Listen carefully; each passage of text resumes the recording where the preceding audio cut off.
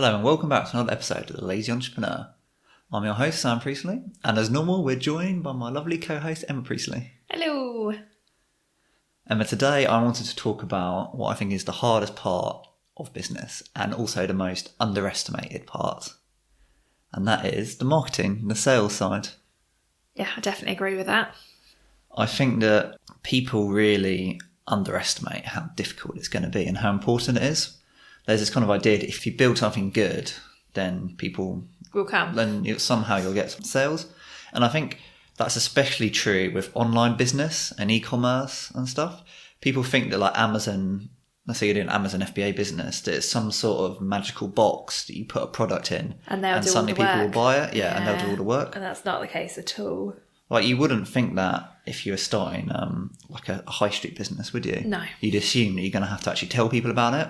But there's some idea that if you follow this recipe to create an Amazon business, then suddenly you're going to get sales.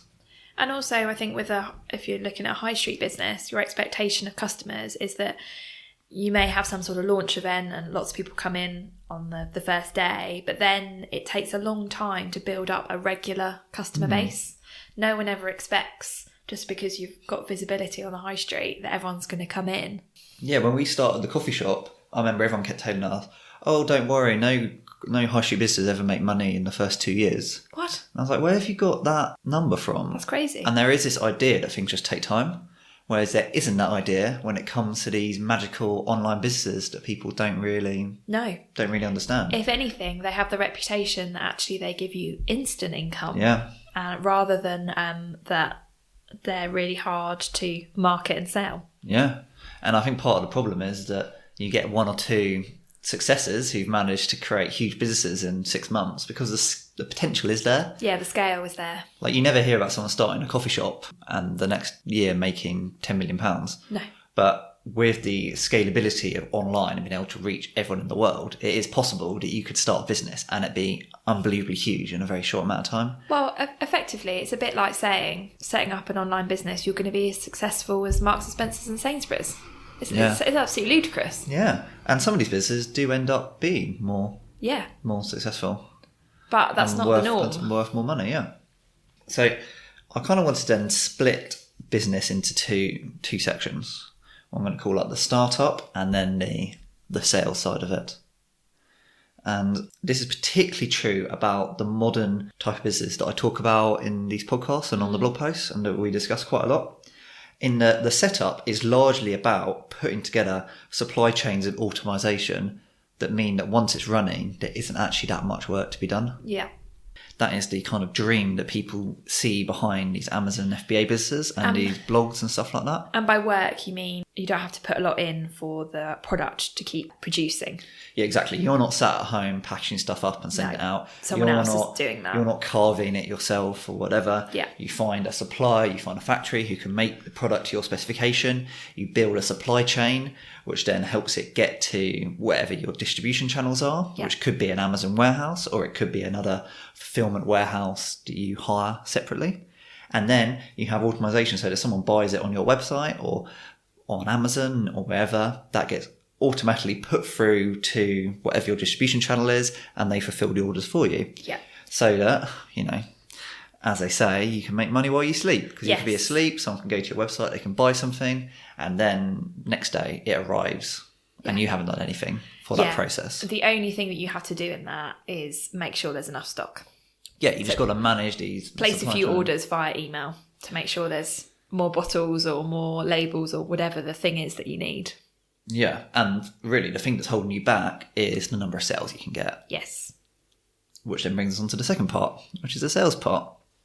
And I think the reason why it's underestimated so much is that a lot of the educational stuff is focused on this first half. Yeah. This setting up a good supply chain business. But it is really important. It is really important and most people mess it up. Yes. Because they price it wrong and they end up in a position where they're not actually scalable or they've miscounted certain things.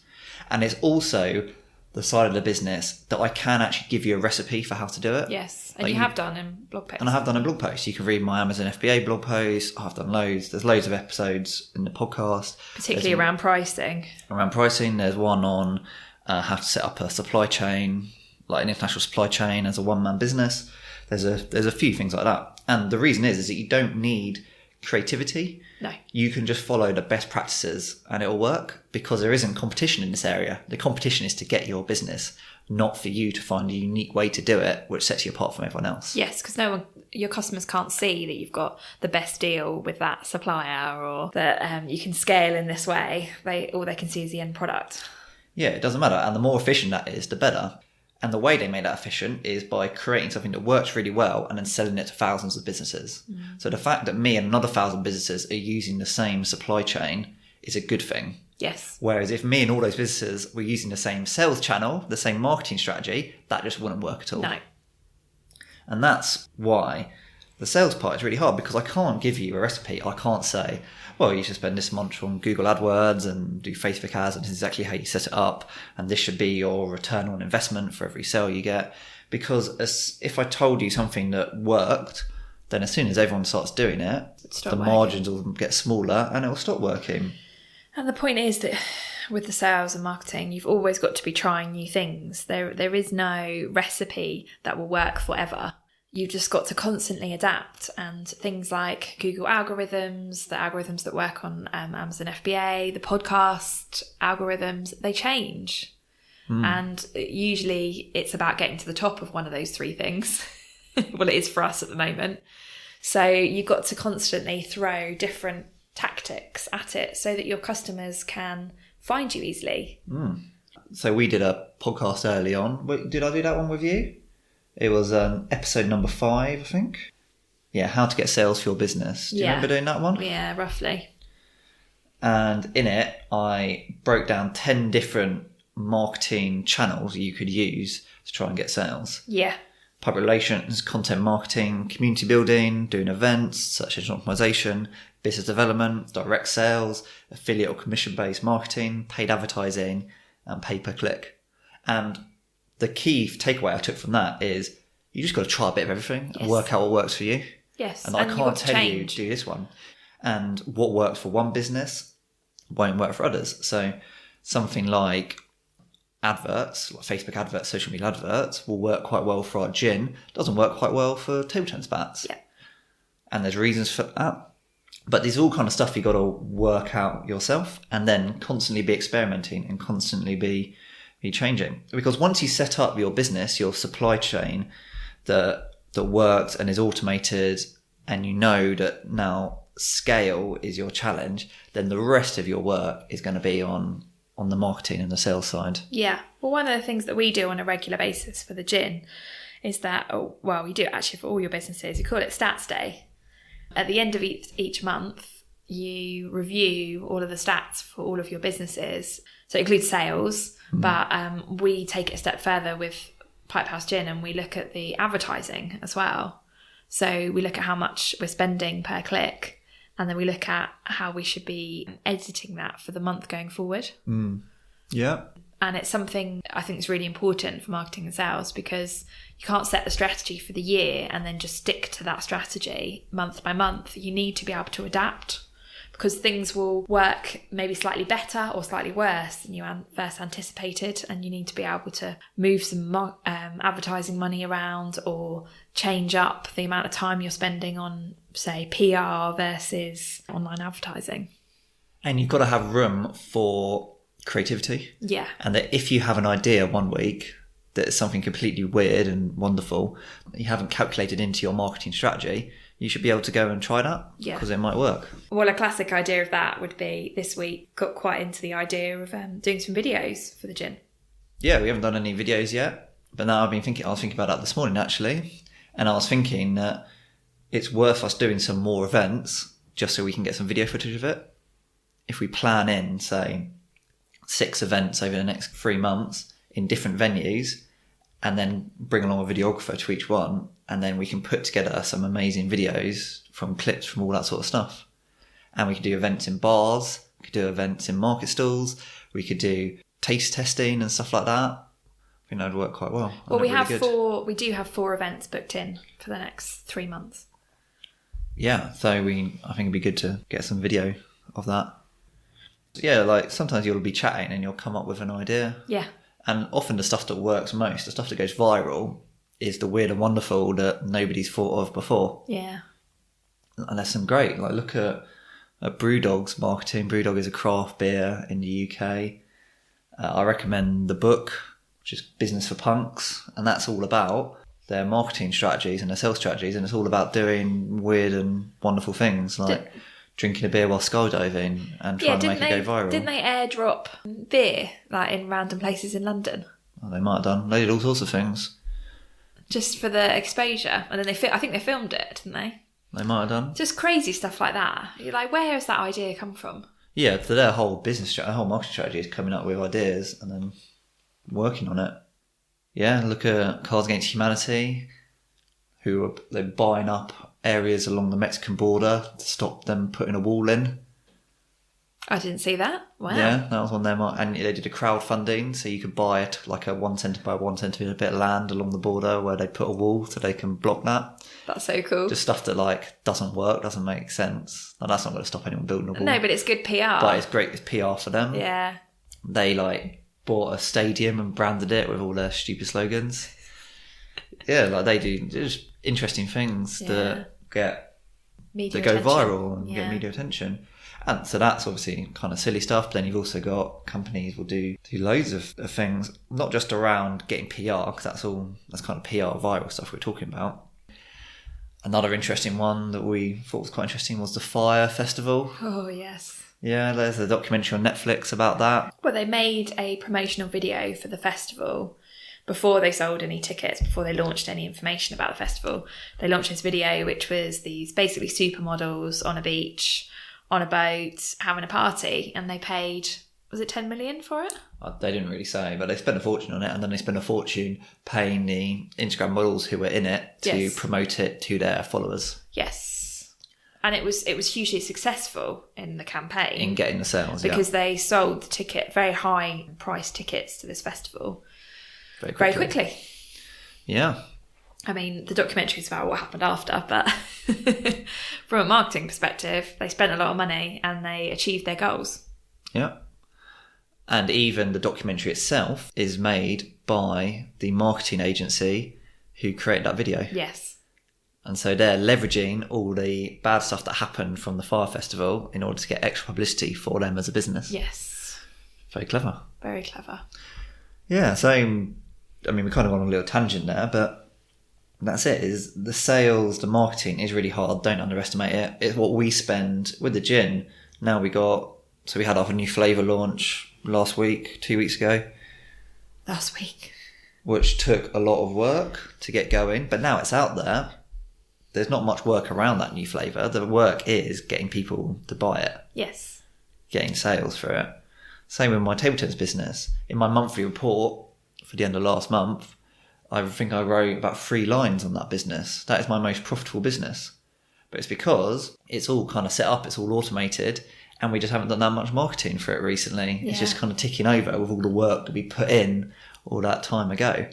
And it is kind of starting to dip down a little bit as a result. It's interesting, actually, because you had a whole day of doing marketing with your business partners in March on the Bats.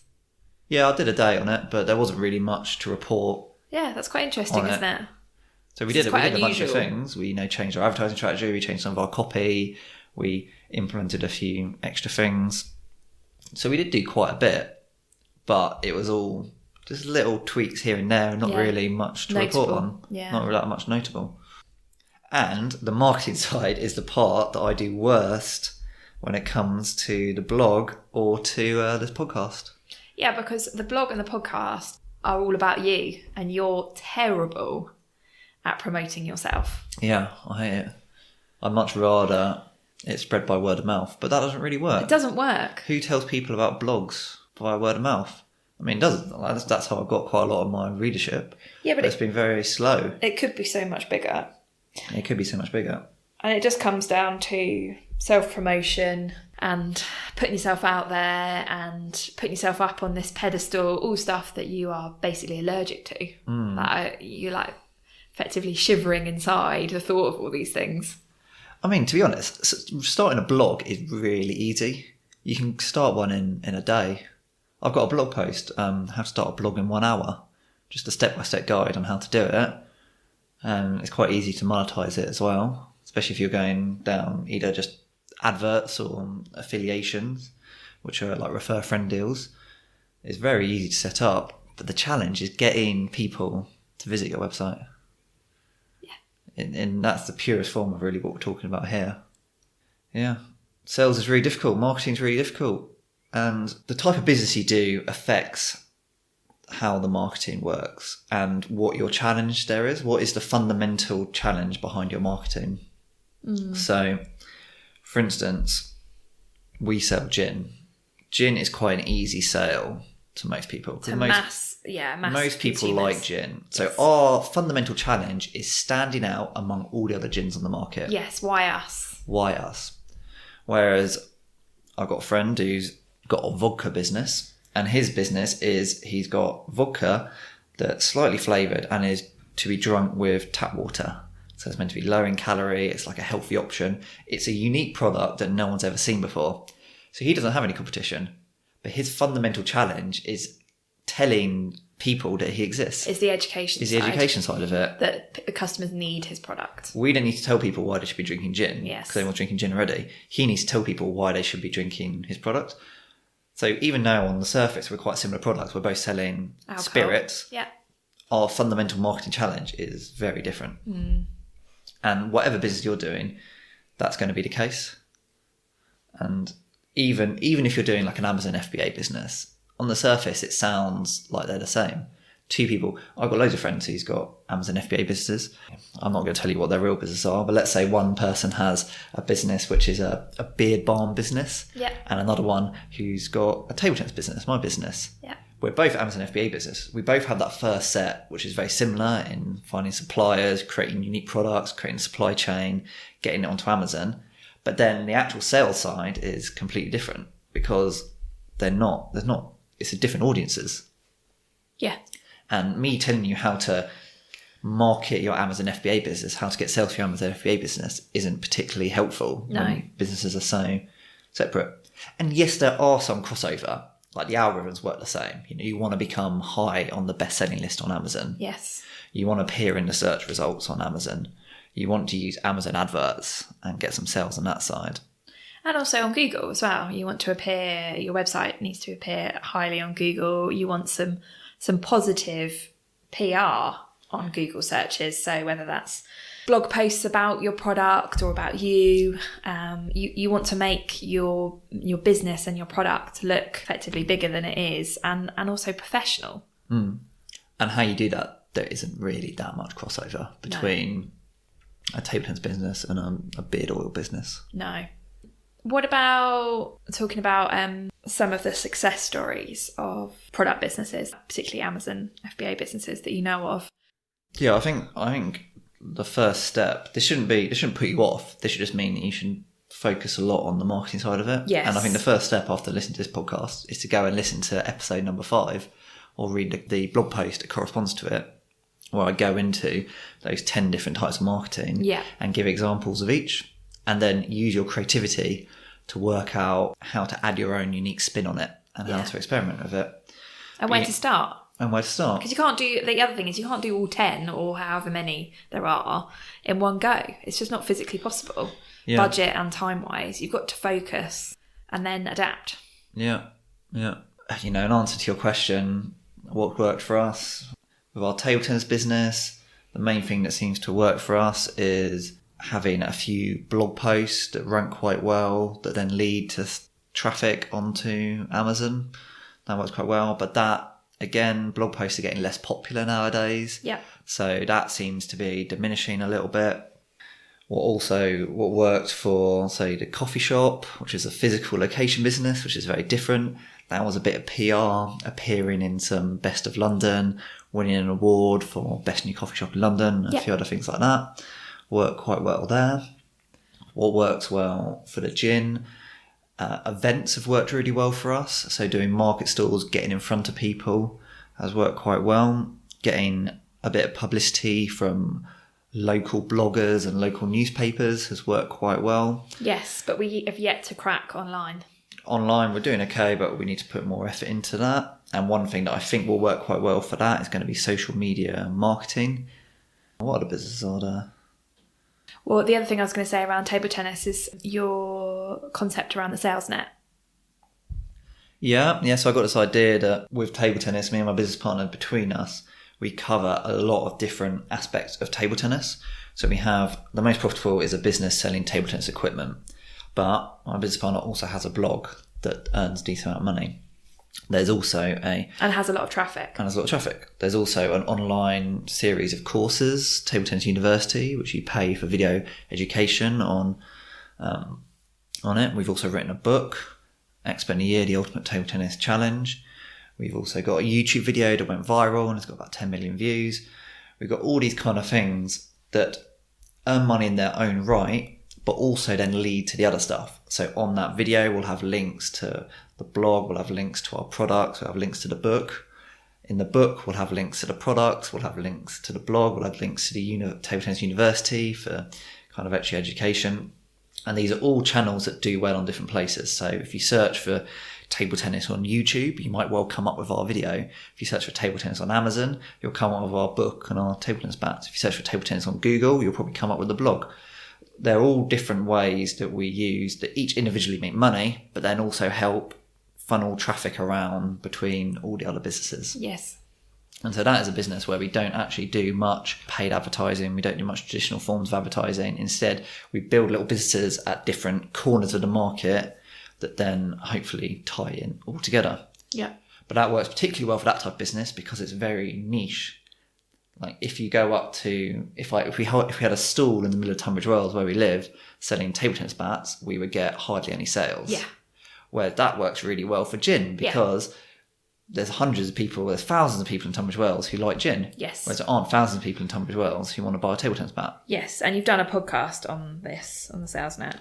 Yeah, so they're quite different. Whereas trying to conquer every corner of the market for gin, there's just too much competition on YouTube. Yes. There's too much competition on the blog space. There's too much competition in books. And it might be worth us trying all those. In fact, we will do. But as like our main sales strategy, it works much better for something very niche like table tennis than it does for gin.